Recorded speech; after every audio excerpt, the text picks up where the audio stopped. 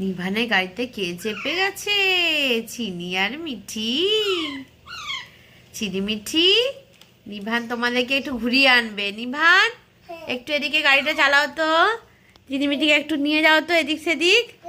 ওইদিকে নিয়ে যাও, ঘুরিয়ে নিয়ে এসো, আস্তে আস্তে নিয়ে যাও। যাও। ওরকম তো পাখা তো, তুমি আস্তে আস্তে ঠেলে ঠেলে ওদিকে ঘুরিয়ে নিয়ে এসো তো। বল চিনি, বলো, কথা বলো।